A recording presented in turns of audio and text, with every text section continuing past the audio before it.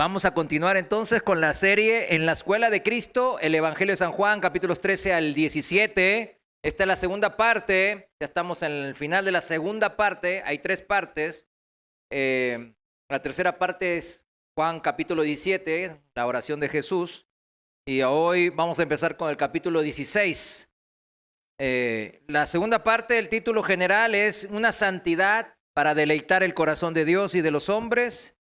Y en esta última parte de esta segunda parte, vamos a poner un subtítulo general que sería El secreto de la santidad. ¿Sabe cuál es? Un testimonio eficaz, un gozo permanente, una valentía indomable y una victoria final. Eso es lo que está en estos 2 últimos capítulos, en el 16 y en el 17. Para muchos que verán que estos días estuvimos hablando de ciertas cosas del testimonio, ¿no? De Jesús en el mundo, ¿no? ¿Eso qué significa? Pues predicar la palabra, evangelizar, saber ser testimonio. Y hoy también vamos a ver ciertos puntos, ¿verdad? Respecto a eso. El tema 27, el título de hoy es El testimonio del Espíritu Santo, convenciendo al mundo. ¿A quién va a convencer el mundo? El Espíritu Santo es el que va a convencer al mundo. El testimonio del Espíritu Santo. En nuestra última enseñanza aprendimos que sería el Espíritu Santo quien iba a asumir la responsabilidad principal. ¿En qué cosa? En la misión de dar testimonio de Cristo al mundo. O sea, ¿quién va a dar testimonio de Cristo al mundo? ¿Quién es la mente maestra, el encargado principal aquí en la tierra? El Espíritu Santo. Quedan todos como que... No era una pregunta capciosa. Lo acababa de mencionar. El Espíritu Santo es el responsable principal de la misión de evangelizar y dar el testimonio de Cristo en todo el mundo. No obstante, todo creyente vamos a participar en esta misión, puesto que somos nosotros los creyentes, los de la fe, los que les fue enviado, ¿qué cosa? El Espíritu Santo. ¿Se da cuenta cómo funciona esto? Y principalmente sería a través de los creyentes, nosotros, los de la fe, que llevaría a cabo este testimonio de Cristo, mis hermanos. O sea, nosotros íbamos a ser la herramienta principal del Espíritu Santo que está en cargo de predicar el Evangelio y llevar la historia de Jesús a todo el mundo. Esa es la manera, mis hermanos. Por eso podemos decir que podemos descansar en el Señor, ¿verdad? Cuando hacemos la labor del Señor. Podemos descansar completamente en Él porque Él tiene la responsabilidad. Pero si nosotros nos dejamos guiar por Él, seguramente, ciertísimamente nos va a llevar a buen puerto, mis hermanos. ¿Cuántos dicen amén? En esta lección de hoy, el Señor nos va a enseñar la clave de la eficacia de este testimonio.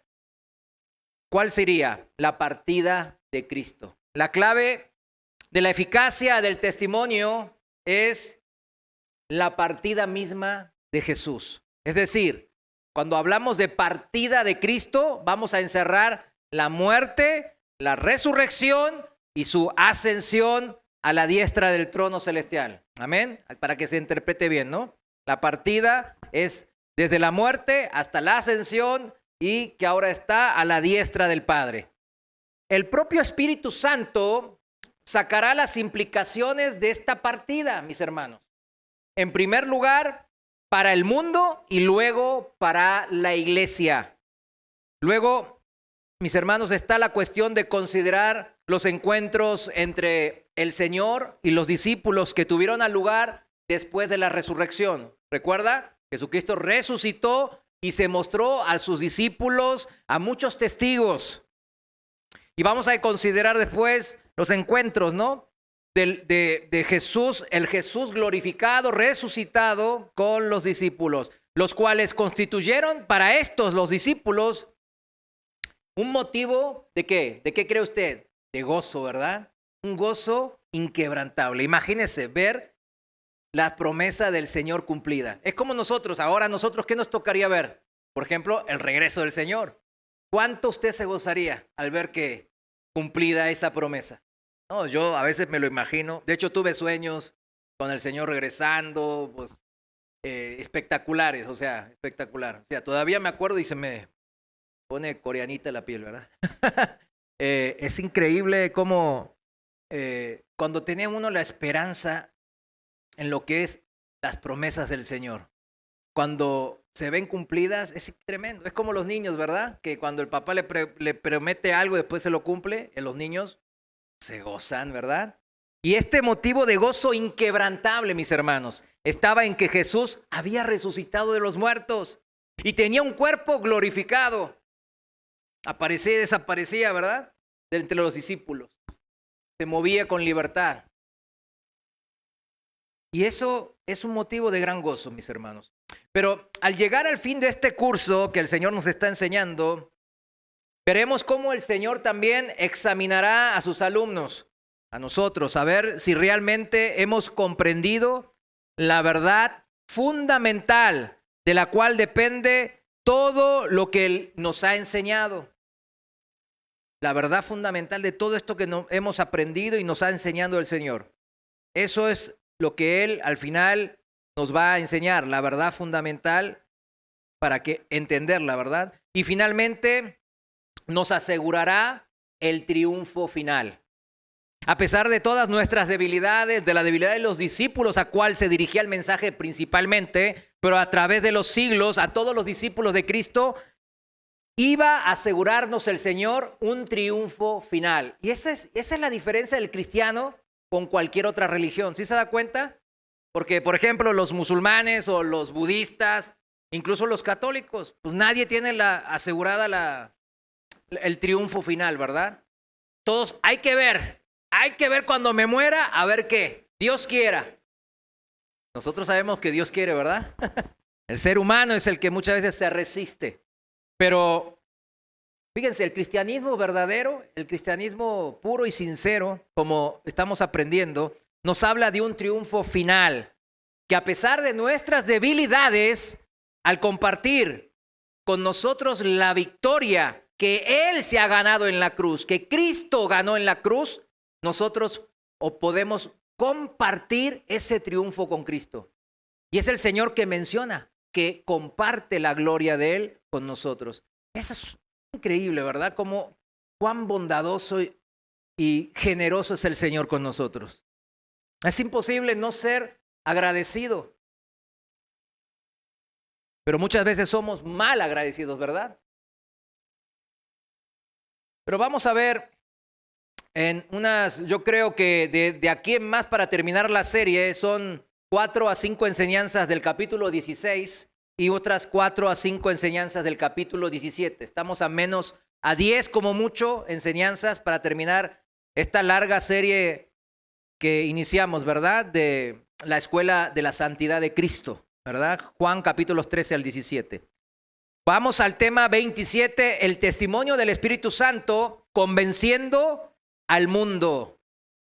El Evangelio de Juan, capítulo 16, versículos 1 al 11 en la Reina Valera. Juan 16, versículos 1 al 11. Usted sígame en su traducción. Vamos a leerlo. Versículo 1 dice así: estas cosas os he hablado para que no tengáis tropiezo. Os expulsarán de las sinagogas. Y aún viene la hora cuando cualquiera que os mate pensará que rinde servicio a Dios. Y harán esto porque no conocen al Padre ni a mí. Mas os he dicho estas cosas para que cuando llegue la hora os acordéis de que ya os los había dicho. Esto no os lo dije al principio porque yo estaba con vosotros. Pero ahora voy al que me envió. Y ninguno de vosotros me pregunta, ¿a dónde vas?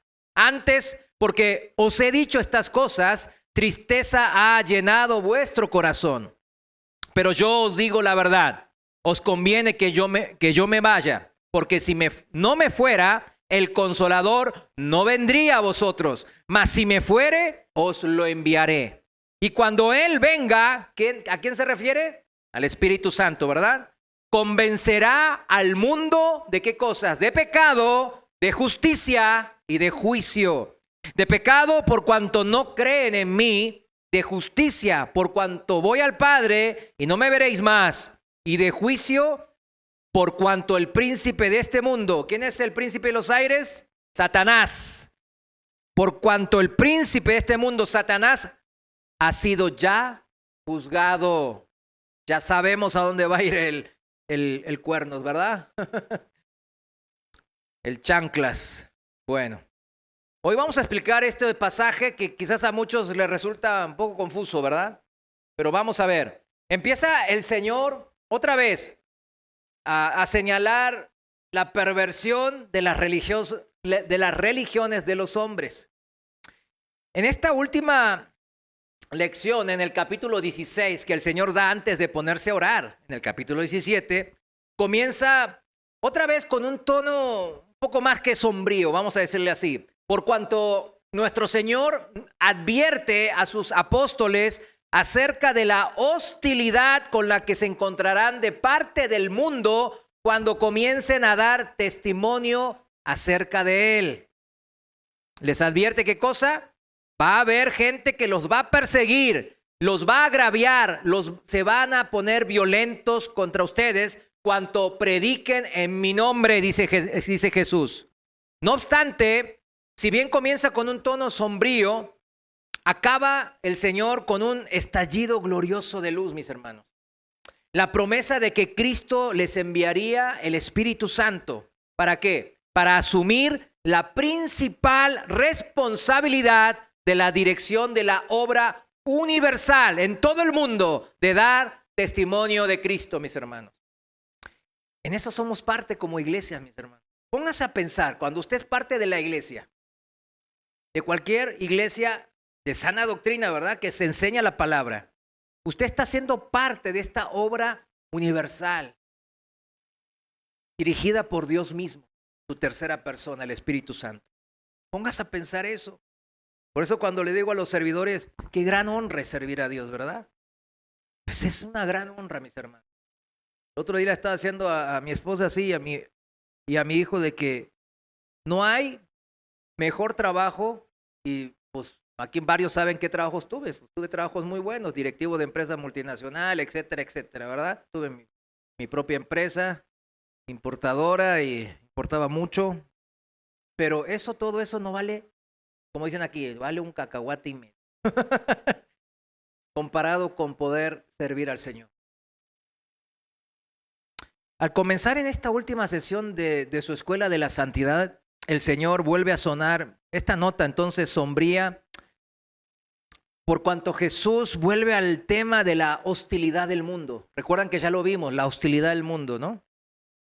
Esta vez, sin embargo, se centra en uno solo de los orígenes de esta hostilidad, solamente uno, que es la religión nacional judía de los propios apóstoles. Hay un cristiano. La religión nacional judía de los ¿quién? De los que los discípulos de Jesús en ese momento eran todos ¿qué? Judíos. De su religión judía. Esto se desprende, fíjense bien de dónde se desprende esto que estamos razonando. Se desprende de los términos que emplea el mismo Señor para describir la persecución que sufrirán sus discípulos. Él dice, ¿os echarán de dónde? ¿De las catedrales? No, de las sinagogas. Y cualquiera que os mate pensará que rinde servicio a Baal, ¿no? A Belcebú, no, pues tampoco. A Diana, tampoco. A Dios, a Jehová. Verán, está hablando de la religión judía. Como ejemplo de ello, podríamos citar el ejemplo de Saulo de Tarso. Sí lo sabe, ¿verdad? Para los que anotan, está en Hechos capítulo 7, versículos 50 al 60, y Hechos capítulo 9, versículos 1 al 9. No los vamos a citar, pero ahí está la historia de cómo Saulo perseguía con toda la gana y mala gana, ¿verdad? A la iglesia, ¿verdad? Su sinceridad, la de Saulo de Tarso, al perseguir a la iglesia, está fuera de duda, mis hermanos. Él verdaderamente creía que estaba complaciendo a Dios al perseguir a los cristianos. Él no era una falsa religiosidad.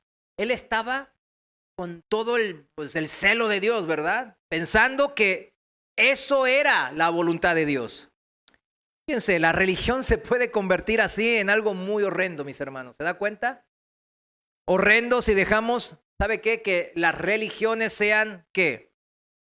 Gobernadas y dirigidas por ¿quiénes? Por los hombres.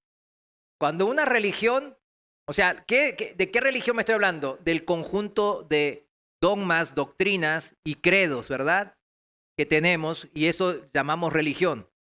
¿Está bien? Entonces, cuando ese tipo de sistemas de pensamientos, de creencias, son dirigidas por hombres, siempre se transforma en algo horrendo, mis hermanos. Siempre, siempre.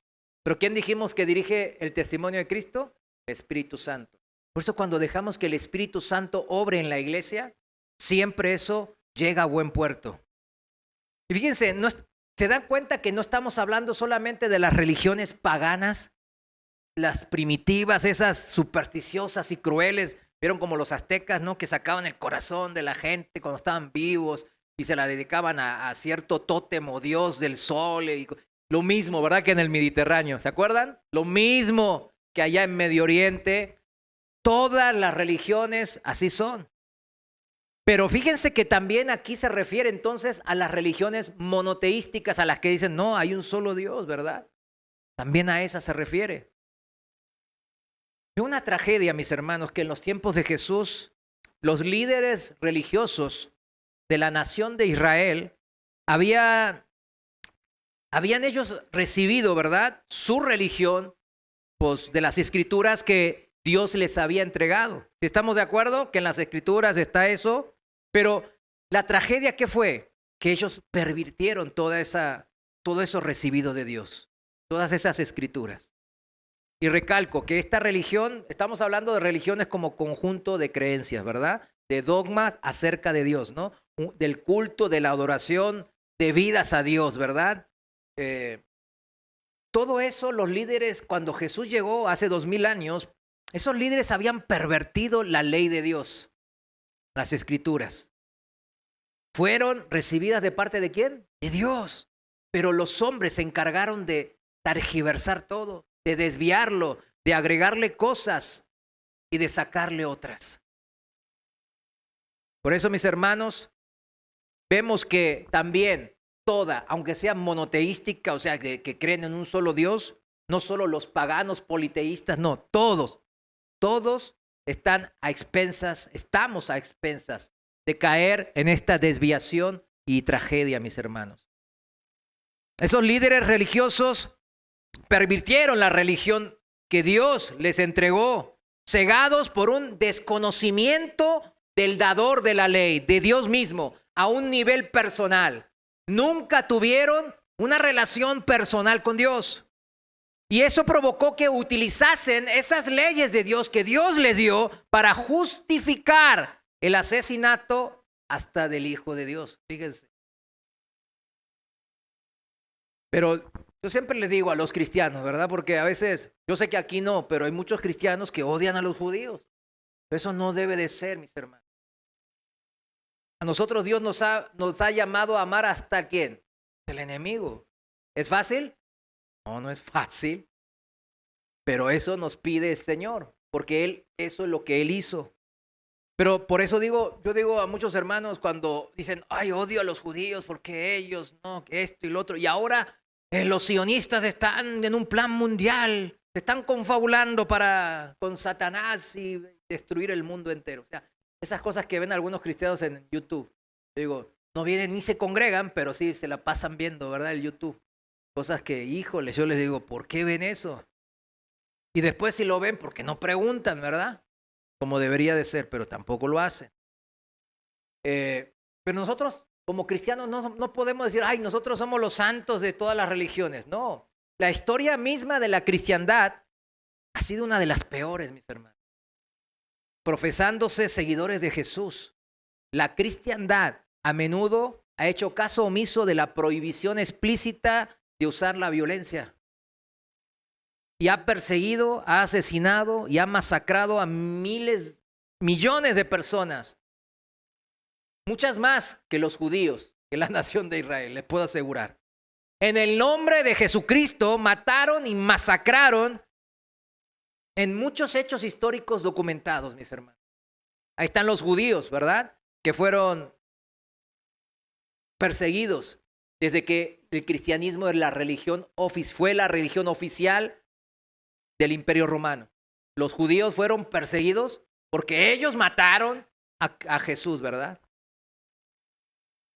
A los musulmanes, desde que surgieron en el siglo VI, pues los también, ¿no? Estos herejes y en las cruzadas los masacraron. Llegaron a Jerusalén, la supuesta, le decían ciudad santa, y ahí en esa ciudad santa mataron a niños musulmanes, a mujeres, ancianos, a todos. También a los protestantes, ¿se acuerda de la Reforma? Persiguieron después la Iglesia central, ¿verdad? El catolicismo, vamos a decirlo.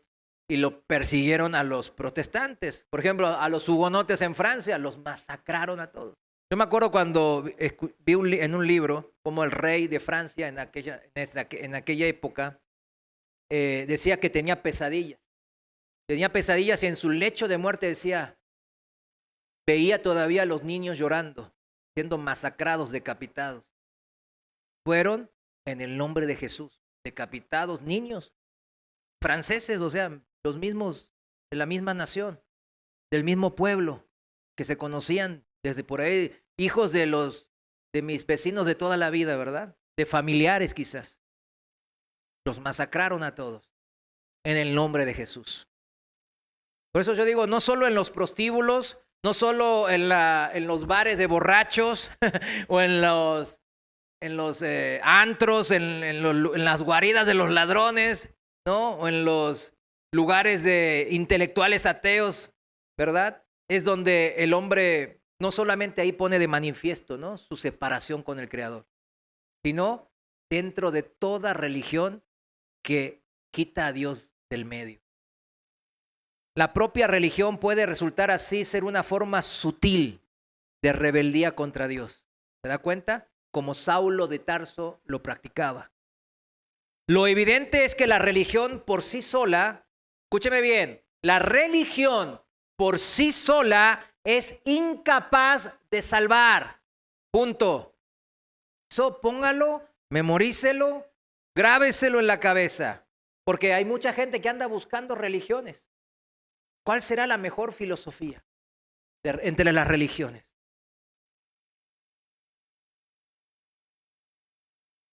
La religión por sí sola, dijimos, es incapaz de salvar. Está bajo el juicio de Dios, mis hermanos, por cuanto forma parte del mundo, una religión sin Dios.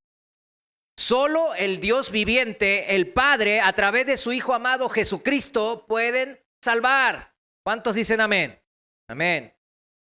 Toda práctica religiosa debe de estar dirigida por la mente maestra, que tiene la responsabilidad principal ¿en qué cosa? En la obra de Dios en la tierra, que es, dijimos, el Espíritu Santo. Cuando dejamos que sea el Espíritu Santo quien dirige nuestro conjunto de creencias, de dogmas, de tradiciones, de culto y adoración a Dios, etcétera, esa religión no es provechosa. Cuando dejamos eso a Dios de lado y seguimos por ahí con todas las leyes, por ejemplo, vamos a los 10 mandamientos. Dejamos los primeros 4 mandamientos que son con relación de los hombres, ¿con quién? Con Dios, ¿verdad? Y seguimos a rajatabla las demás, ¿verdad? ¿Qué pasa? ¿Salva esa religión? No, no puede salvar. Pero cuando dejamos que el Espíritu Santo vaya gobernando y dirija todo conjunto de creencias y dogmas y tradiciones y adoración y culto al Señor, esa religión sí es provechosa. Como dijo el apóstol Santiago, en Santiago 1:27 dijo, la religión pura y sin mácula delante de Dios es Dios el Padre es esta: visitar a los huérfanos y a las viudas en sus tribulaciones y guardarse sin mancha del mundo. Guardarse sin mancha del mundo. Se lo voy a leer en la palabra de Dios para todos. Dice así: la religión pura y sin contaminación que Dios sí acepta es esta: ayudar a los huérfanos y a las viudas en sus dificultades. Eso sale de un corazón, ¿sabe qué? Compasivo. Usted sabe que la compasión y la misericordia no salen de nosotros. Poco, si yo antes de conocer a Dios era bien compasivo, es porque le ha puesto una conciencia al Señor. Le ha puesto parte de su gen genético, espiritual, en nuestra conciencia. Y muchas cosas las hacemos sin conocer a Dios. Pero cuando usted ayuda en conciencia a los más débiles, a los más necesitados de la sociedad o de la iglesia, ¿verdad? En sus dificultades, digamos. Usted está siendo compasivo, está mostrando el carácter de Dios. Y después dice: no dejarse influenciar, dice la palabra de Dios para todos. Me gusta hacer. Y no dejarse influenciar por la maldad del mundo. ¿Cuántos nos dejamos influenciar por la cultura del mundo? ¿Cuántos? Muchos. Muchos cristianos ven telenovelas del mundo, escuchan música del mundo, ven puras cosas del mundo. Se está contaminando. Ay, hermano, pues ¿cómo le hacemos? Pues pídale dirección ¿a quién? Al que tiene, él es el encargado de la obra de Cristo en este mundo. ¿Quién es? El Espíritu Santo. Por eso no me sorprendió cuando una parte grande del cristianismo moderno, por así llamarlo, ¿no? Aquellos que dicen que una vez salvo, siempre salvo, y bla, bla, bla. Bueno, ellos, la mayoría de ellos, no digo todos, no creen ya en los dones espirituales. El Espíritu Santo ya no obra. ¿Te das cuenta cómo el diablo tergiversa todo para no seguir la obra de aquel que fue encargado y nos fue enviado para dirigirnos y usarnos como herramientas de la obra de Cristo en la tierra? Es increíble cómo el diablo sigue desviando. Volviendo al capítulo 16, pero ahora la cuestión es: ¿por qué motivo vuelve Cristo a este tema? ¿A qué tema? El de la persecución. ¿Por qué motivo vuelve el Señor a este tema tan tenebroso, sombrío, precisamente en este momento? ¿Usted qué cree? Observemos cómo lo explica en Juan 16:4. Se lo voy a leer en la traducción viviente. Les digo estas cosas ahora que cuando sucedan, para que cuando sucedan, recuerden mi advertencia. No las mencioné antes porque todavía iba a estar un tiempo más con ustedes. Ahí está clara. En primer lugar, mis hermanos, ¿por qué el Señor vuelve a este tema tan tenebroso de la persecución en este momento? Acuérdense, habían salido del aposento alto, estaban en la calle caminando al jardín de Getsemaní en una noche oscura, donde el Señor sabía que iba a llegar en cualquier momento Judas, el traidor, a apresarlo. ¿Por qué el Señor sacó ese tema justo ahí? En primer lugar, para alentarlos, de modo que cuando llegase esa persecución, pudiesen recordar lo que les había dicho el Señor, que así iba a ocurrir, para que su confianza en Él, en Cristo, se reforzase en ese momento y no tambaleasen. Solamente el que padeció persecución por predicar la palabra, por ser cristiano, puede entender esto bien, mis hermanos. En segundo lugar, antes de este momento, no había sido necesario que se lo dijese a los discípulos, ¿no? Puesto que Él estaba con ellos, ¿verdad? Sufriendo con ellos a la par. Cualquier hostilidad con la que se encontraban, Cristo y sus discípulos la sufrían juntos. Es más, Cristo era el principal, ¿verdad? ¿Cuántas veces intentaron matarlo? Pero ahora, mis hermanos, tenía que marcharse. Ese es el tema. Y a menos que les alertase a los discípulos de antemano de la persecución que le sobrevendría tras la partida de él, tal vez ellos creyesen que se les había sido abandonado, ¿verdad? Justo cuando más lo necesitaban y que no había sido capaz de anticipar los problemas que llegarían. Por eso Cristo tuvo que sacar ese tema en ese momento, porque la persecución iba a ser una parte importante en la vida de sus discípulos, mis hermanos. O sea, como si iba a ser una parte importante la persecución de los discípulos de Cristo, ¿cómo él no iba a advertirles de eso? Claro. Pero si sabía que habría persecución tras su partida, el Señor, ¿verdad?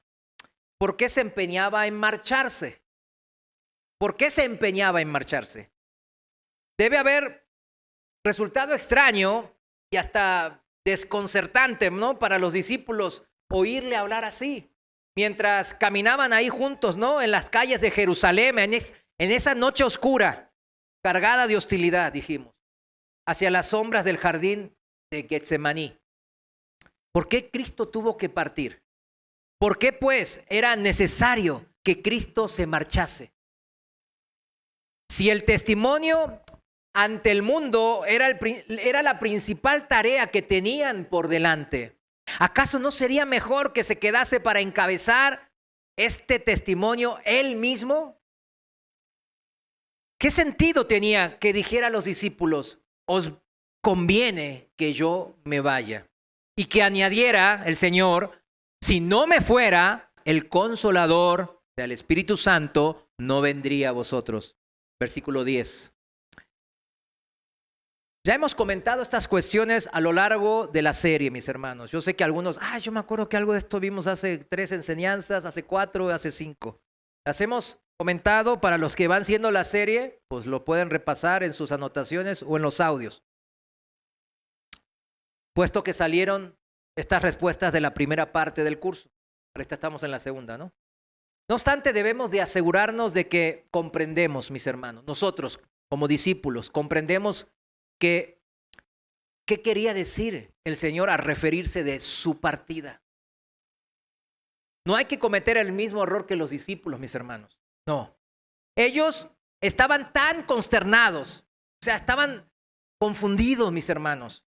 ¿Por qué? Por la noticia de que ninguno de ellos se les ocurrió pues pedirle que explicara los detalles en dónde se iba el Señor.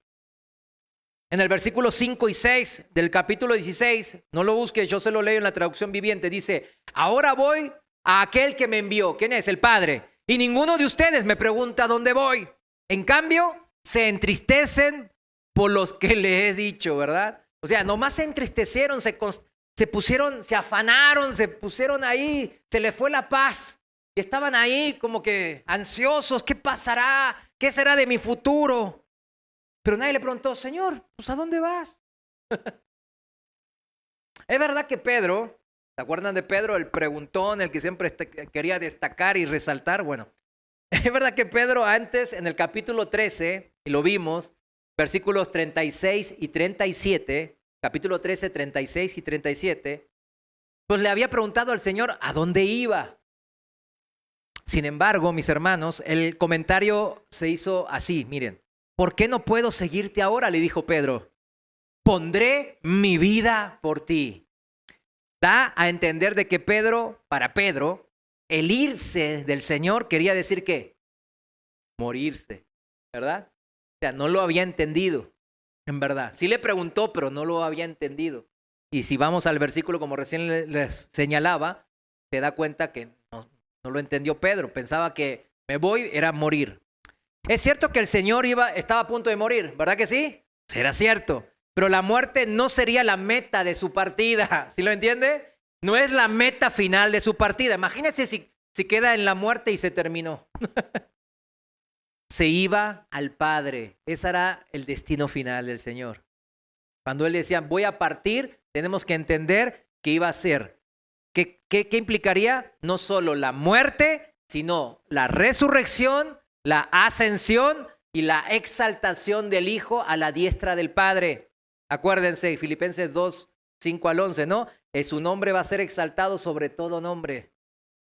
Y ya el Dios Padre lo tenía que a su diestra. ¿Qué simboliza eso? Que Él es el heredero, que está confirmado, que lo está confirmando.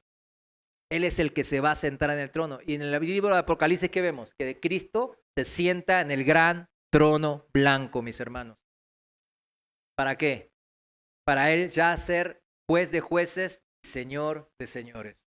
Esa es la manera. Entonces, Pedro no había entendido que nomás no iba a morir, sino que iba a ser todo, iba a tener una resurrección, iba a ascender al Padre, iba a ser glorificado su nombre. Eso era todo, ¿no? Eso está en el versículo 10, ¿no? De Juan 16. Y es ahora cuando quizás podamos ver, ahora sí, el significado de la partida de Cristo para el problema que se acababa de plantear en el presente contexto, que es la hostilidad hacia Jesús y hacia sus discípulos por parte de sus compatriotas judíos de aquel entonces. Eso es lo que habíamos visto, ¿no?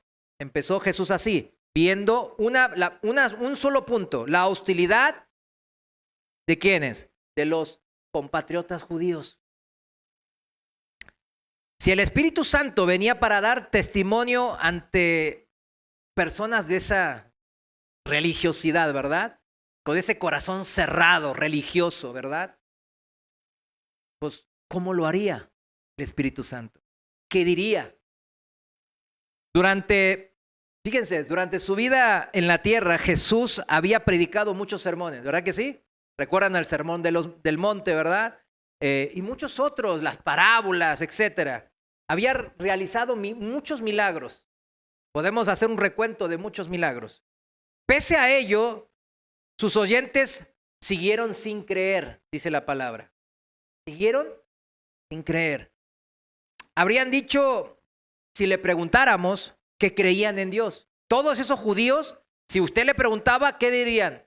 No, yo no creo en Dios. No, yo soy parte del pueblo judío. Nosotros somos la nación santa escogida por el Jehová de los ejércitos. Y mira nuestra historia. Y aquí están todas las historias en las escrituras. Pero cuando les preguntábamos de Jesús, dirían, no, en Él no creemos. En un sentido es cierto que creían en Dios, ¿verdad? Los judíos de esa época, ¿verdad? Creían que Dios existía, que era santo y poderoso. Estaban orgullosos de saber que solo había un Dios verdadero. ¿Sabe que cuando primera vez usted se acerca a Dios, usted sabe que en verdad hay un Dios vivo y todopoderoso? Es un descubrimiento crucial e importante. No lo menospreciemos tampoco, ¿no?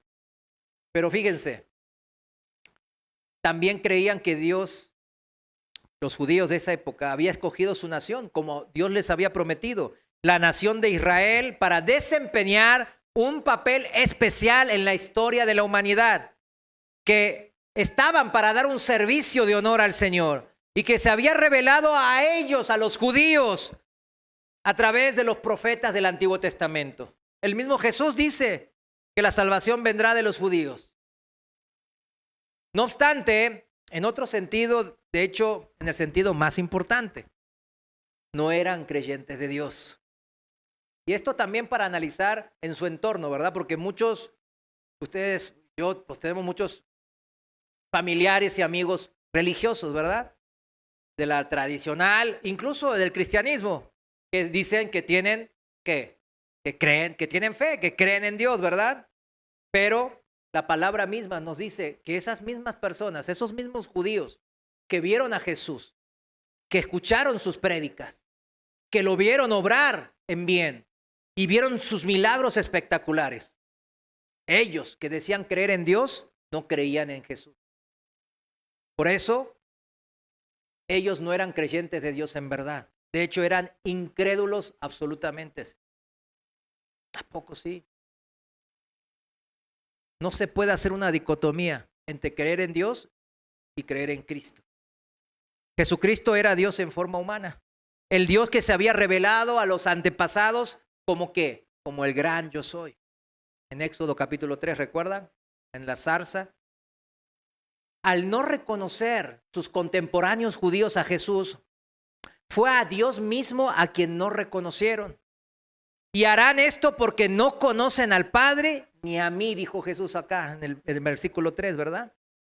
Y al no creer en Jesús, demostraron, ¿qué cosa? No ser creyentes de Dios.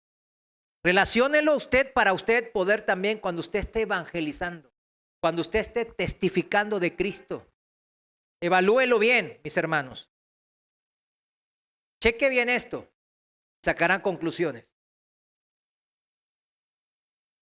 Yo recuerdo que sí, yo creía en Dios, realmente. Porque pues, ya saben que yo vi la cruz del cielo con un montón de jóvenes y no me cabía la menor duda que Dios existe.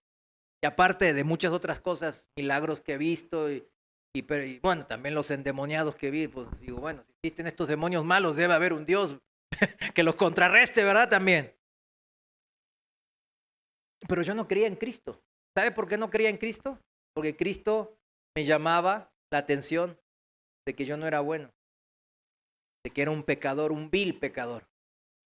Y eso era parte de las cosas que uno no acepta muy bien, a gusto, ¿verdad? ¿A cuánto le gusta que le digan, eres un vil pecador? A nadie nos gusta. Pero escuchemos, sigamos la historia. Al no creer en Jesús, se demuestra claramente que no son creyentes de Dios. ¿Estamos de acuerdo con eso? Hay un ejemplo dado por Dios respecto de este odio de los judíos religiosos a sus discípulos y cómo éste terminó siendo también herramienta de Dios. Estamos hablando de Saulo de Tarso, ¿verdad? Podríamos considerar el caso del apóstol cuya experiencia de conversión aparece explícitamente en las Escrituras, en el Nuevo Testamento, como dice así la palabra, ejemplo como ejemplo de los que habrían de creer en él para vida eterna. Primera de Timoteo, capítulo 1, versículo 16. Pablo se dice así, él se dice así. Lo voy a leer en la traducción viviente. Versículo 16, primera de Timoteo 1, 16, dice, pero Dios tuvo misericordia de mí, dice Pablo, para que Cristo Jesús me usara como principal ejemplo de su gran paciencia, aún con los peores pecadores. ¿Cuántos saben que somos peores de los peores pecadores? Bueno, yo sé que algunos jóvenes, pues yo sí, los entiendo. Algunos jóvenes, la verdad, pues no han pecado tanto. Pero muchos de aquí, pues sí, sabemos que somos de los peores, ¿verdad?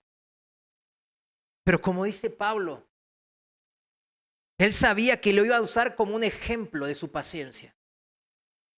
De esta manera, otros, dice Pablo, se darán cuenta de que también pueden creer en él, en Cristo, y recibir vida eterna. Acuérdense bien de este pasaje, mis hermanos, cuando salga a testificar de Cristo. De esa manera, otros se darán cuenta. ¿Cómo se darán cuenta? Con mi testimonio de Jesús. No solo de boca, sino de palabra. Porque Pablo pudo haber dicho, no, ahora sí creo en Cristo. Pero seguía en lo mismo, ¿verdad? ¿Te imaginas? No. Otros se darán cuenta. Y se dieron cuenta. ¿Se acuerdan que al principio Pablo no era recibido en las iglesias? Tenían miedo. Que era una estrategia de Pablo para saltarles y encarcelarlos. Pero vieron su testimonio vivo. Dijeron, no, sí, el cambio es real. El Espíritu de Dios obra en su vida. Ya es Pablo y no Saulo. Y muchos creyeron por la predicación de la palabra y del ejemplo de Pablo. Y nosotros somos sus hijos espirituales hasta 2000 años después. ¿Cuántos dicen amén?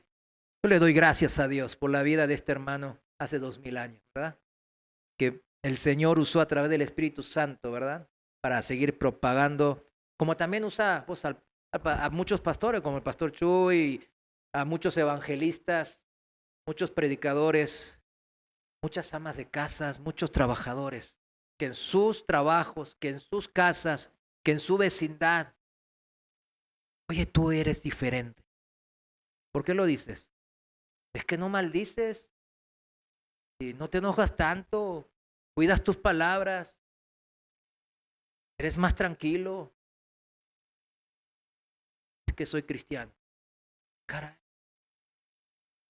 No, está en la misma que los del mundo, en la fiesta, maldice, se enoja, violenta, Encima pone en su red social Jeremías 29:11. ¿Se acuerdan? Pues, entonces, como dice la hermana Lola, ni diga que es cristiano. Antes de su conversión, Saulo de Tarso creía en Dios. Era celoso de sus esfuerzos por guardar la ley de Dios. Meticuloso en su observación de todas sus obligaciones que estaban escritas en la ley, en esta ley, ¿no? En la esperanza de ¿qué? ¿Cuál es la esperanza de Pablo? Merecer que Dios le acepte. Él quería merecerse eso. Quería ganarse los galones. Sin embargo, en el sentido más importante, Saulo fracasó. No era creyente en verdad. Lo demostraba ¿a qué? Las acciones de Saulo de Tarso al perseguir al Dios encarnado, a Jesucristo. ¿Cómo le dice Jesús? Saulo, Saulo, ¿por qué me persigues? ¿Dónde estaba Jesús? A la diestra del Padre, ¿verdad? ¿Y por qué dijo por qué me persigues? Porque perseguía ¿a quiénes? A su cuerpo, a nosotros, a la iglesia. Y después de su conversión, Pablo lo confesó así. Ahí en 1 Timoteo 1, unos versículos antes, en el versículo 13, dice, mas fui recibido a misericordia porque lo hice por ignorancia, en incredulidad. Ahí está. ¿En qué? En incredulidad. Sí lo confesó ya. Dice, híjole, si era un incrédulo en verdad. No había conocido a Dios. Por eso, ¿cómo creer en un Dios que no conoces? Es imposible, mis hermanos. Es imposible querer en alguien que no conoces. Cuando nos casamos, los que somos casados, ¿verdad? O los que se habían casado o los que quieren casarse, se casa con alguien que le genera confianza, ¿sí o no? Confianza en que el amor va a ser recíproco, confianza en que van a ser, por ejemplo, mi esposa, mi ayuda idónea, mi marido, mi protector, mi proveedor, el que me ama y me apapacha, etcétera, etcétera, ¿verdad?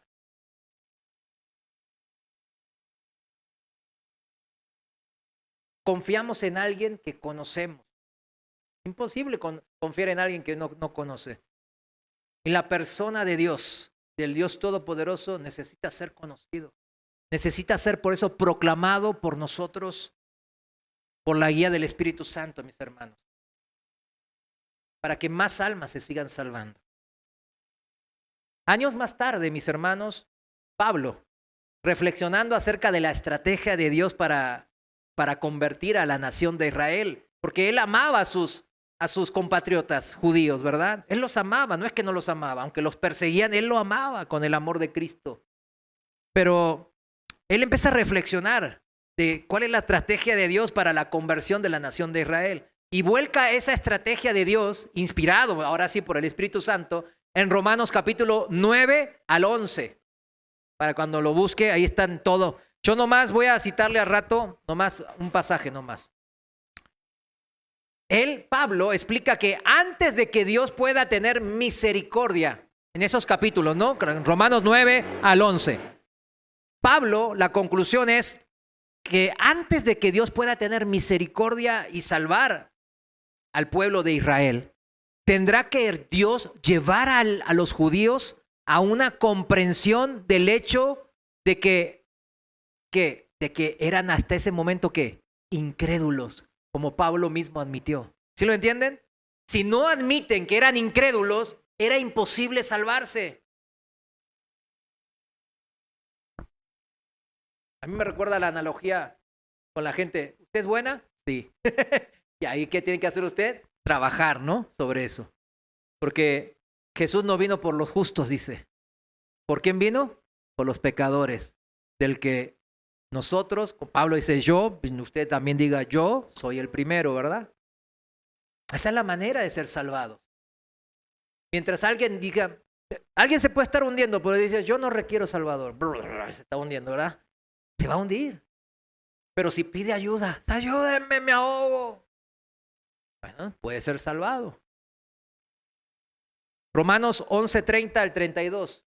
Así dice Pablo en esa argumentación y termina de esta manera. De igual manera, ustedes en otro tiempo, versículo 30, en Reina Valera actualizada. De igual manera, ustedes en otro tiempo eran desobedientes. Subraya esa palabra, desobediente. Ahora la vamos a aplicar. ¿A quién les habla? a los gentiles ahora, ¿no? Ustedes eran en otro tiempo pasado desobedientes a Dios, pero ahora han alcanzado misericordia por la desobediencia de ellos. ¿De quiénes ellos? Los judíos. Los judíos se creían, yo soy justo, yo soy el único pueblo que tenemos al Dios vivo y verdadero. Era cierto. Pero Dios solo salva ¿a quiénes? A los que se humillan, a los que claman por misericordia, a los que se saben que son pecadores. Entonces, ¿cómo dicen? Como dijo Pablo una vez, ¿ustedes no quieren ser salvos? Me voy a los gentiles. ¿Se acuerdan que dijo eso cuando estuvo en sus viajes misioneros? Bueno, ¿dónde me quedé? Por la desobediencia de ellos, de los judíos. 31. Asimismo, ellos, los judíos, han sido desobedientes en este tiempo. ¿Para qué? Por la misericordia concedida a ustedes, los gentiles, también a ellos les sea ahora concedida misericordia. Parece lengua, pero ¿sí se entiende? O sea, nos dio misericordia a nosotros, a ellos les fue vedado, pero ahora con la misericordia recibida a nosotros vamos a ser herramienta del Espíritu Santo. ¿Para qué? Testificar de Cristo y convertirlos. No matarlos, no odiarlos, como muchos cristianos están así. ¿Sabe? Me sorprende la cantidad de cristianos ahora. No, ni me sorprende la verdad, porque son los últimos tiempos. Pero está lleno de cristianos que dicen, la iglesia reemplazó al pueblo de Israel. Digo, no, la iglesia es el cuerpo de Cristo. Todo el mundo de judíos y gentiles, o griegos, como dicen las escrituras, ¿no? Pueden participar del cuerpo de Cristo. ¿Cuántos dicen amén? Amén. Así de sencillo. Versículo 32. Porque Dios encerró a todos bajo desobediencia para tener misericordia de todos. Ahí está. Desobediencia aquí ¿qué significa? Descreer, voluntaria y perversamente, dice ahí en el Eastward. Desobediencia es descreer voluntaria y perversamente, no creer rebeldemente significa. El verbo griego usado en este versículo, mis hermanos, de Romanos, es a menudo traducido como ser desobediente, ¿verdad? Como lo acabamos de leer. Pero en el Nuevo Testamento, siempre que aparece esa palabra griega, significa desobedecer el Evangelio. ¿Y el Evangelio es por qué? Por fe. Por ejemplo, ¿qué significa desobedecer aquí entonces? Rehusar deliberadamente, en forma a propósito, de rehusar creer en Dios, en Cristo, en el Evangelio. ¿Se da cuenta? Rehusan. No, yo soy bueno. Yo no necesito un Salvador. Sí creo en Dios y yo lo voy a alcanzar a mi manera. ¿Se acuerda? Así es. La lección vale igualmente para los gentiles, ¿eh? O sea, es para judíos y gentiles. Es posible ser un creyente sincero en Dios en un sentido, como dijimos, ¿no? O sea, como Saulo de Tarso era. Él sinceramente creía en Dios, ¿verdad? Mas en el sentido de ser justificados por la fe, es seguir siendo un incrédulo. Sin embargo, vamos a volver a nuestro contexto. Cabe plantearse dos preguntas para cerrar el día de hoy. Dos preguntas. Si tras una vida terrenal llena de predicaciones y de milagros, Jesús no habría logrado convencer a los judíos que Él era el Hijo de Dios, ¿qué más podría hacer el Espíritu Santo para convencer a los judíos de que Jesús era el Hijo de Dios, el Mesías? Segunda pregunta. ¿Era un requisito para la salvación que llegasen a comprender y a confesar abiertamente que su incredulidad con respecto a Jesús era incredulidad con respecto a Dios? ¿Sí lo entiende? Importante eso. Y que era una actitud profundamente pecaminosa, mis hermanos. Además, hacía falta reconocer que por tanto eran pecadores, de ninguna manera mejores que cualquier pagano.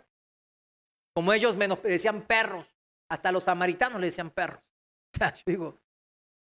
Y que no tenían ninguna posibilidad de merecer la salvación mediante sus propios esfuerzos en guardar la ley de Dios. No había manera. Sino que solo podían ser salvos por la fe de Dios, en Dios, por su misericordia. ¿Qué pues podía hacer el Espíritu Santo para llevarles a un arrepentimiento y a una fe tan radicales a estos judíos?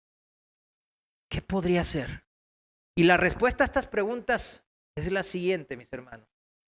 El Espíritu Santo podría proclamar y demostrar mediante ¿qué? Su presencia y su poder, Él es Dios también, que al mismo Jesús a quien ellos habían crucificado, Dios le había resucitado. Y que este Jesús había ascendido a los cielos y regresado al Padre de donde Él venía. Eso es lo que el Espíritu Santo iba a ¿qué? A proclamar y a demostrar. Proclamar y demostrar. Entonces, el cristiano, ¿qué debemos de entender? Entender lo que proclamamos.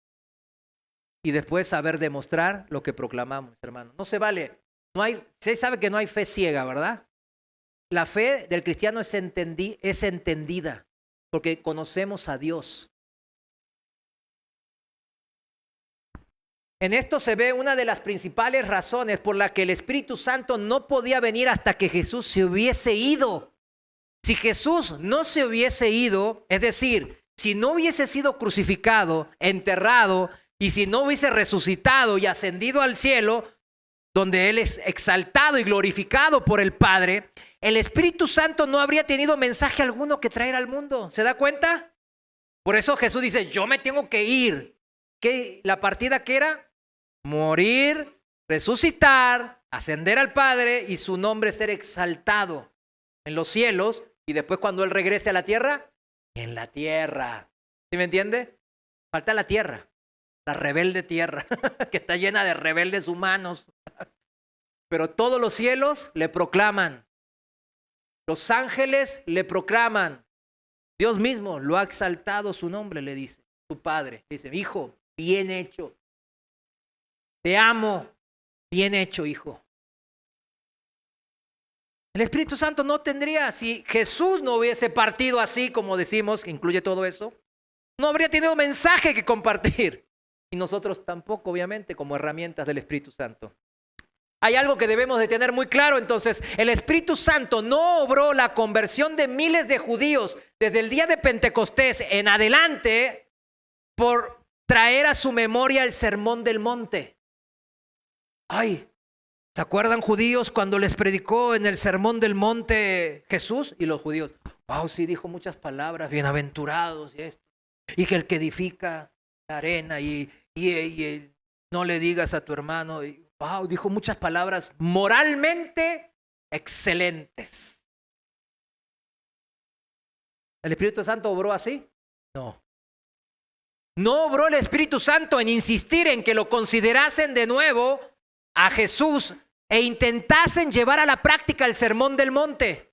¿Sí lo entiende? No, así no obró el Espíritu Santo. Asimismo, el mundo en nuestros días también.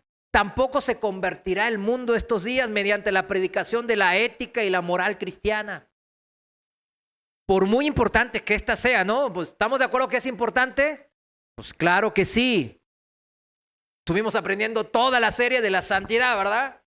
Pero en la predicación del testimonio de Cristo Jesús, la punta de lanza no es la moralidad ni la ética. ¿Qué es? ¿Qué es? La obra de Cristo. Es la persona de Jesús. El mensaje que el Espíritu Santo predicó fue Cristo mismo. Su persona, su obra redentora, su muerte, su resurrección, su ascensión y su retorno al final de los tiempos a gobernar, ahora sí, todo el universo. Solamente le falta aquí, la tierra. El evangelio por el cual son salvos, dice el apóstol Pablo en 1 Corintios 15, 1 al 3. El evangelio por el cual son salvos. En el versículo 2, en 1 Corintios 15, dice, por el cual también sois salvos. El evangelio, si lo retienen como yo se los he predicado, dice Pablo. No cualquier evangelio. El evangelio tal cual como es. De otro modo, creyeron en vano, dice Pablo. Cuidado. Es que Cristo murió por nuestros pecados, dice Pablo, si le seguimos ahí, conforme a las Escrituras, y que fue sepultado y que resucitó al tercer día, conforme a las Escrituras, y que volverá. Amén. Su regreso triunfal, ahí mismo en el capítulo 15 de 1 de Corintios, versículos 50 al 58, hasta el final. Léalo y sáquese la esperanza esa tremenda que tenemos ahí encerrada a veces. Grite en el Espíritu. Cristo va a volver. Voy a escuchar su voz.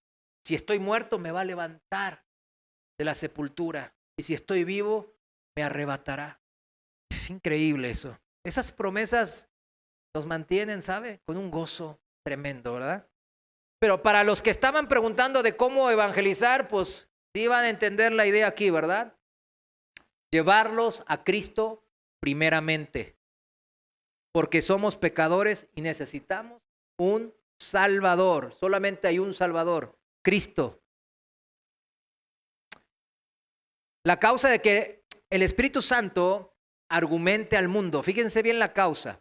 El Espíritu Santo, dijo Cristo, ¿no? Convencería al mundo de tres cosas. Con eso quiero cerrar. De pecado, de justicia y de juicio. Versículo 8 en Juan 16. Es importante aquí, ¿no? ¿De qué cosa iba a convencer al Espíritu Santo? De pecado, de justicia y de juicio. Explica con mucho cuidado el Señor aquí qué entiende de estos tres términos. Y hay que prestar mucha atención, mis hermanos. Miremos cada uno de ellos. El Espíritu Santo convencerá al mundo, número 1, de pecado, por cuanto no creen en mí. Fijémonos enseguida que el pecado del cual se trata no es el pecado en general. ¿Sí se da cuenta? La mentira, el robo, el adulterio, etcétera. No está hablando de todos esos pecados, sino el pecado concreto de ¿qué? De no creer en ¿quién? En Jesús. ¿Se acuerda? Creo en Dios, pero en Jesús no. No. Dios es uno.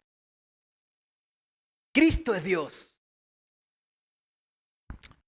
El pecado concreto y tremendo de no creer en Jesús. De eso los iba a convencer primeramente el Espíritu Santo. Si a continuación nos planteáramos la pregunta, fíjese, ¿cómo le convencerá de que el negarse a creer en Jesús, ¿verdad? Es pecado. La respuesta se encuentra en el siguiente término, que es el segundo punto. El Espíritu los convencerá de justicia. Esa es la respuesta. Por cuanto voy al Padre y no me veréis más. Aquí, justicia debe ser interpretada en un sentido básico. ¿En qué sentido? Básico y fundamental, jurídico. ¿Cómo? Jurídico. Yo sé que esta terminología ya le empezaron ahí algunos. ¿Cómo qué jurídico? Jurídico. Fíjense, al resucitar a Jesús de la muerte, ¿quién lo resucitó? El Padre, ¿verdad?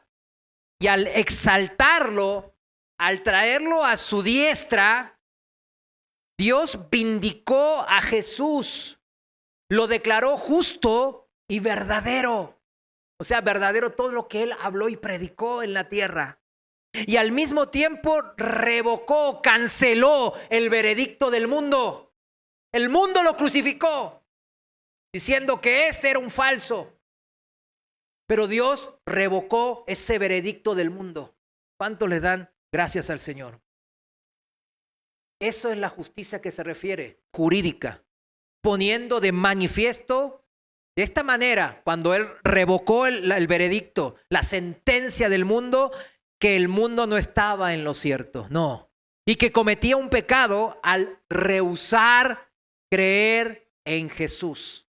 Eso es lo que el Señor llamó. Y por eso le dijo al Espíritu Santo, la misión era convencerlos de justicia. Y el Espíritu Santo los convencerá, número 3, ¿de qué dijimos? Juicio. Por cuanto el príncipe de este mundo ya ha sido juzgado. En primer lugar, Todas las estrategias de Satanás que tuvieron como objeto pues, conseguir que Jesús fuese traicionado, condenado oficialmente por las autoridades de este mundo y luego por los poderes, pues, todos los poderes fácticos, ser desacreditado, crucificado, destruido, lo que más se pueda, pues se han desbaratado, mis hermanos. Y el juicio revocado, vimos que el juicio fue revocado, ¿no? De justicia, ¿no? ¿Mediante qué? ¿Qué comprobó que Dios lo revocó ese juicio? La resurrección de los muertos de Jesús. Ahí está. En segundo lugar, el príncipe de este mundo, Satanás, ha sufrido una derrota moral. Un hombre, en referencia a Jesús, ¿verdad? Se mantuvo firme en su lealtad a Dios. Haga la analogía, ¿no? A pesar de todas las tentaciones de Satanás, a pesar de todas las circunstancias adversas que el mundo le planteaba, a pesar de todas esas tentaciones también. Y fue crucificado por su lealtad a Dios como consecuencia de ello.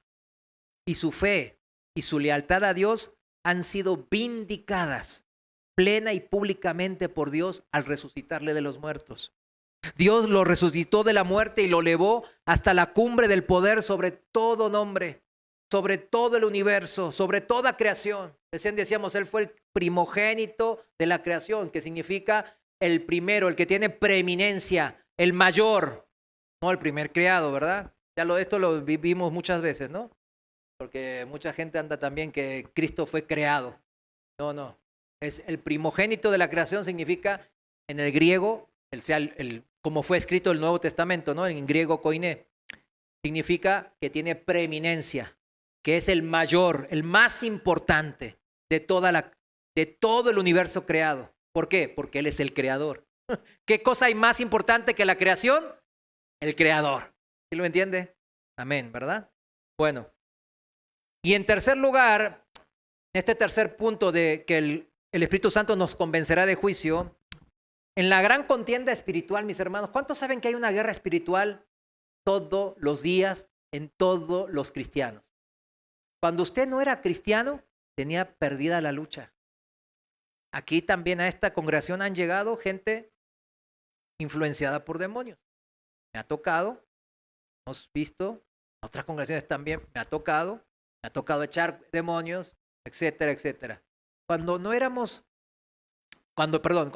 de este mundo, los demonios jugaban con nosotros. ¿Se acuerdan de esos hijos de sacerdote que fueron en el nombre de aquel que predica Pablo y de tal Cristo? Te echamos, y el demonio los agarró y les hizo manita de gata a los 7 y se los echó y pa. ¿Por qué? No tienen a Cristo, no tienen el Espíritu Santo en ellos. Cuando los demonios vienen a un cristiano, adivinen a quién ven.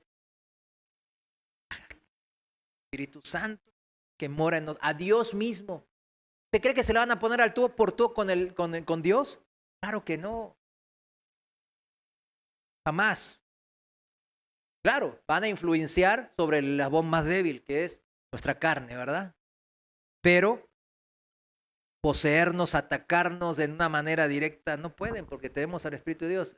Con una sola palabra, en el nombre de Jesús, te vas. Con esa autoridad, te los puede echar, y me consta, lo he hecho, se fueron. Inmediatamente, ni siquiera ahí, pero dame chancita. No. Se fueron inmediatamente. Satanás, mis hermanos, ha sido puesto en evidencia así, como un embustero, en esta contienda espiritual entre Satanás y Dios. Así se puede decir que es una contienda, ¿verdad? Dios nomás lo trae ahí, ¿verdad? Desde el Edén, Satanás ha argumentado que Dios se ha situado en contra de nosotros los hombres. ¿Se da cuenta? Que desde Génesis capítulo 3, no, es que Dios no quiere que sepas que puedes ser como Él. Y ha empezado desde ahí, Satanás tratando de ponernos en contra de Dios. Sin embargo, la cruz de Cristo, ¿qué demostró? Todo lo contrario.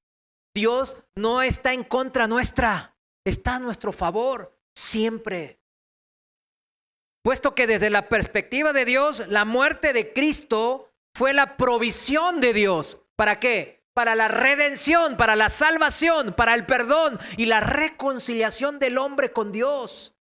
Al entregar a su único hijo, Dios mostró su amor. ¿Hacia quiénes? Hacia el ser humano, hacia nosotros. Mientras aún éramos pecadores, impíos, malvados, enemigos de Dios. Eso está en Romanos capítulo 5, versículos 6 al 11, para los que quieren evangelizar. Ahí está. Romanos 5, 6 al 11 es fundamental para evangelizar, mis hermanos. Porque nos da la condición principal de lo que nosotros somos. Y cómo Dios nos amó a pesar de esa condición de pecador y enemigo de Dios. Mas Dios muestra su amor para con nosotros, en que aún nosotros siendo pecadores, Dios murió por nosotros. ¿Qué más podemos pedir, mis hermanos? Carro, el auto, el trabajo del mejor directivo de una empresa. ¿Qué más podemos pedir? El rebelde más violento puede ser perdonado y reconciliado con Dios. El asesino, el adúltero, el pecador más desgraciado puede ser justificado y limpiado en la sangre de Cristo, gratuitamente, mediante la gracia de Dios. Eso es lo que nos plantea el Evangelio de Cristo Jesús. No es necesario que nadie perezca, nos dice Dios. No es necesario que nadie muera. Los amo.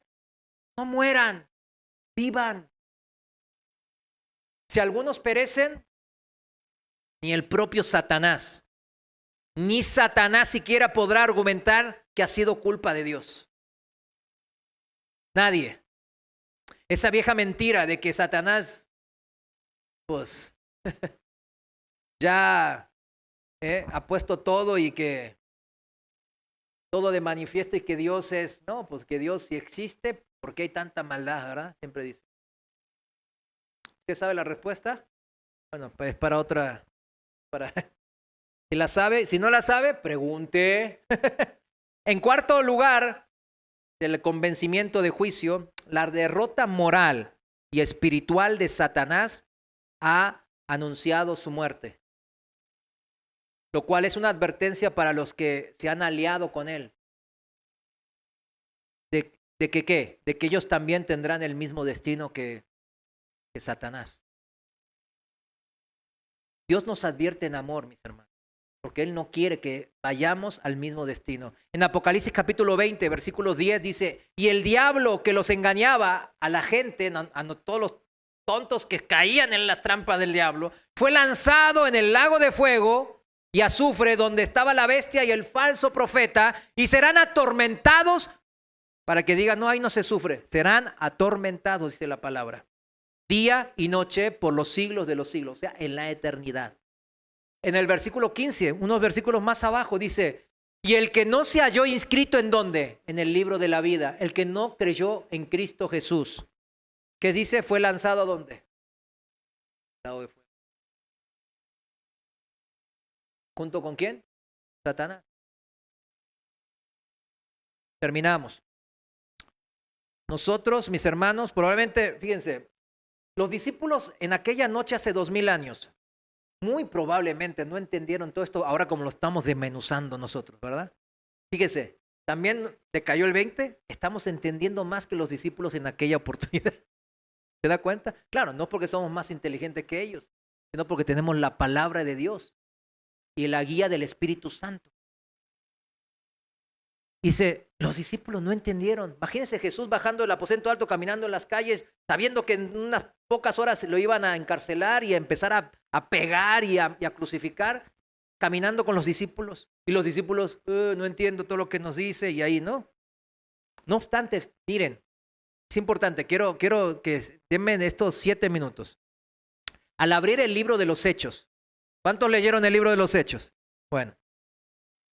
Al abrir el libro de los Hechos y observar cómo estos discípulos, ya como apóstoles, dieron testimonios desde el día de Pentecostés en adelante, mis hermanos. Cheque el libro de los Hechos. Nos resulta patente, obvio, que el Espíritu Santo había venido y que estaba haciendo precisamente lo que Cristo dijo que haría, ¿verdad? los propios apóstoles no se dedicaron a denunciar pecados concretos. Chequen el libro de los Hechos de los Apóstoles. Ellos no dijeron, ustedes adúlteros y ustedes ladrones y ustedes fornicados y ustedes mentirosos. No.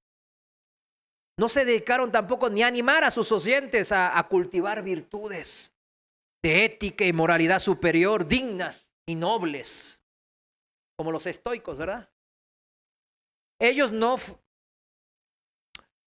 fue porque, eso no fue porque los primeros cristianos fuesen indiferentes a las cuestiones éticas y morales, a los valores pues que el cristianismo profesa, claro.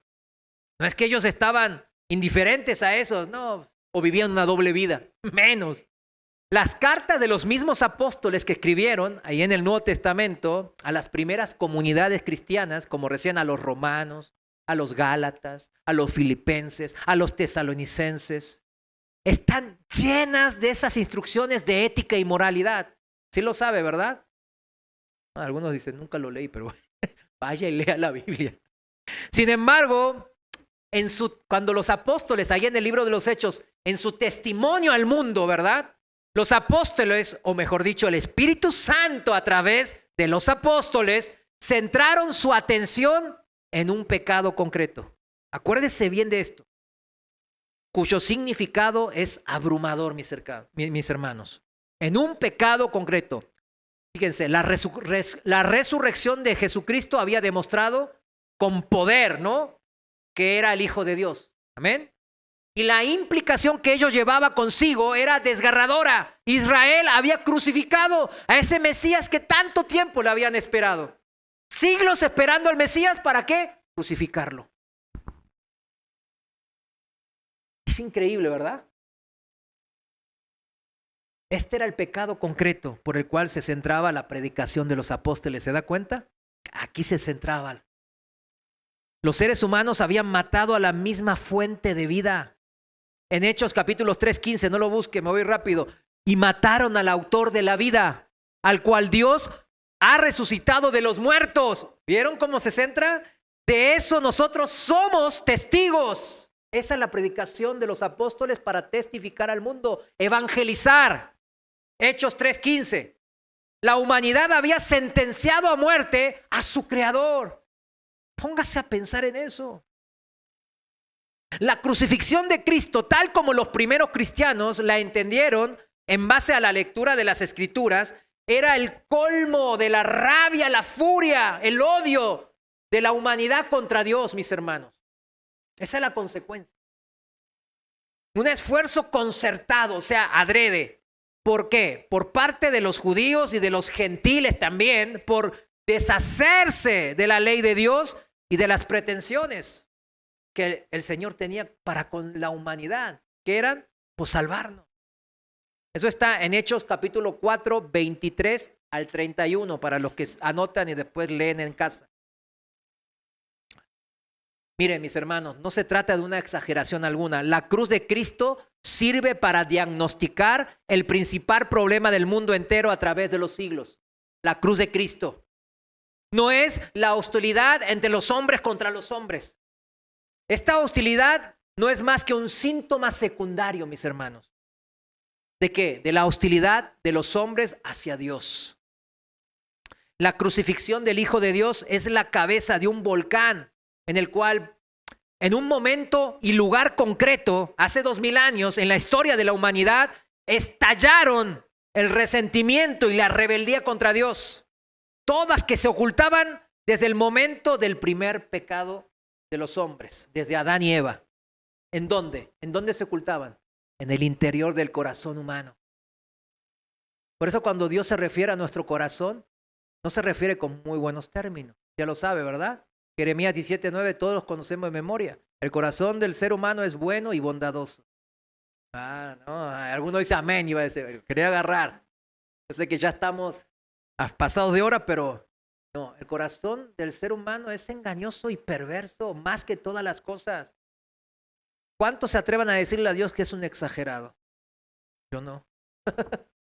Yo no. Pero ese resentimiento hacia Dios estaba oculto en los corazones de los hombres. y todo estalló como un volcán. Aquel día fatídico del Calvario. Pero si es así como todo, como según el testimonio del Espíritu Santo, mis hermanos, la cruz de Cristo ha diagnosticado y puesto de manifiesto el pecado humano, mis hermanos. Las cosas no podían permanecer en ese estado, ¿verdad que no? No podían permanecer así. Simultáneamente, el Espíritu Santo proclamó a todos los que querían escuchar. ¿Cuántos quieren escuchar? Amén. Que la muerte de Jesús, de Cristo, su resurrección y su exaltación al trono de Dios eran ni más ni menos que la misma base sobre la cual Dios podía ofrecer el perdón de pecados, la dádiva del Espíritu Santo a todos los que se arrepintieran de verdad de sus pecados y creyesen en el Hijo de Dios. Esa era la manera, mis hermanos. No hay otra. Y este sigue siendo el mensaje que nosotros como ayudantes, siervos inútiles del Espíritu Santo, podemos y debemos de proclamar a medida que una creciente santidad nos vaya impulsando a dar testimonio al mundo. ¿Cuántos sienten ese impulso ahora? Póngase de pie, por favor. Señor, te damos gracias por este mensaje que tú nos has dado. Hemos comprendido primeramente que debemos de conocerte para poder amarte cada día más. Y en ese impulso de amor, mis hermanos, sabemos que el Señor nos da las herramientas de la santidad. Señor, te damos gracias por esas herramientas, por tu palabra, por tu Espíritu Santo que nos va guiando a primeramente ser santos porque tú eres santo, Señor. Y en esta predicación de tu partida, de tu muerte, de tu resurrección y de que estás recibiendo toda la honra y la gloria en la diestra del Padre. Nosotros en la tierra, con el mando del Espíritu Santo, seguimos predicando y dando testimonio acerca de ti, mi Dios. Te damos gracias por ser parte de tu iglesia, de tu cuerpo, de tu obra, hasta que tú nos llames o tú vuelvas. Gracias, Señor, por ser parte de esta obra magistral de salvación. En el nombre de Jesús. Amén. Dele un fuerte aplauso al Señor. Él se lo merece. Él hizo toda la obra y sigue haciéndola.